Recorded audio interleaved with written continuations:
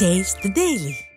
சென்னை மாநகராட்சியில் தொழில் வரியை 35% உயர்த்தியதற்கு எதிர்ப்பு தெரிவித்து அதிமுக தென்சென்னை வடக்கு கிழக்கு மாவட்ட கழக செயலாளர் ஆதி ராஜாராம் புதுப்பேட்டையில் துண்டு பிரசுரம் வழங்கி பிரச்சாரம் மேற்கொண்டார். அப்போது செய்தியாளர்களிடம் பேசிய அதிமுக தென்சென்னை வடக்கு கிழக்கு மாவட்ட செயலாளர் ஆதி ராஜாராம், ஸ்டாலின் அரசு தொடர்ச்சியாக மின்கட்டண உயர்வு, சொத்து வரி உயர்வு என வரிக்கு மேல் வரி விதித்துக் கொண்டிருப்பதாக சாடினார். கூடிய விரைவில் சுவாசிக்கும் காற்றுக்கும் வரி விதித்து விடுவார்கள் என குற்றம் சாட்டினார். இந்த நிகழ்வில் சேப்பாக்கம் தெற்கு பகுதி கழக செயலாளர் வி முருகன், பேரவை மாவட்ட செயலாளர் ஸ்டிக்கர் ஜி ரவிக்குமார், அண்ணா தொழிற்சங்க மாவட்ட செயலாளர் LIC டி ஜெயச்சந்திரன் உள்ளிட்ட கழக நிர்வாகிகள் கலந்து கொண்டனர்.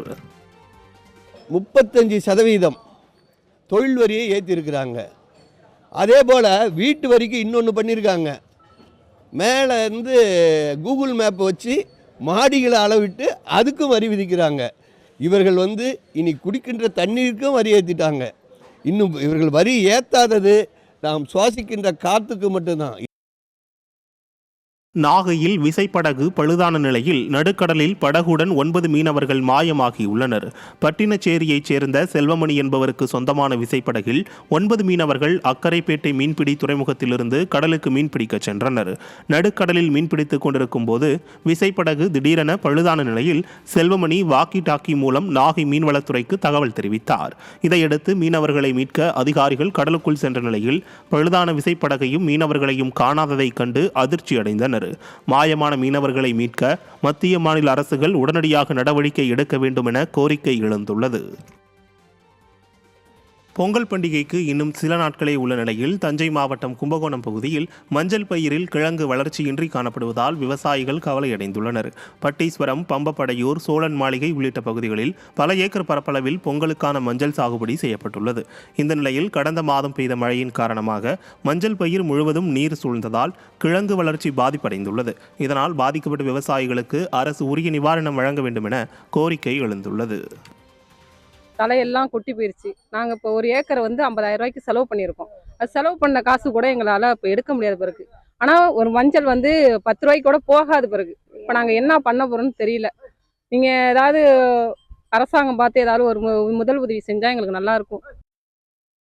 கேரள மாநிலம் சபரிமலை ஐயப்பன் கோயிலில் ஞாயிறு விடுமுறை தினத்தையொட்டி பக்தர்கள் கூட்டம் அலைமோதியது. பம்பையிலிருந்து தினமும் 1 லட்சத்திற்கும் அதிகமான ஐயப்ப பக்தர்கள் சன்னிதானம் வந்து செல்வதாகவும் ஒரு நிமிடத்திற்கு சராசரியாக 75 பேர் என்ற வீதத்தில் பக்தர்கள் வருகை தருவதாக தேவசம் போர்டு அறிவித்துள்ளது.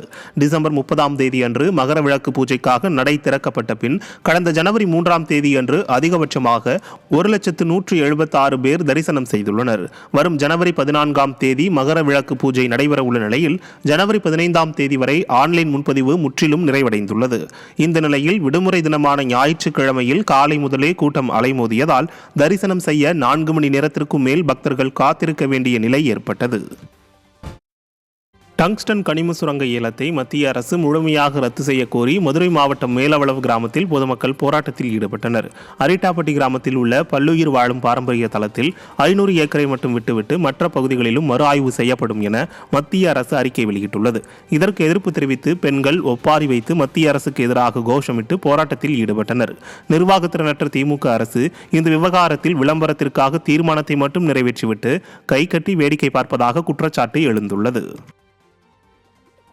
இந்த சூழலிலாவது ஒன்றிய அரசு ஏலத்தை ரத்து செய்ய வேண்டும்.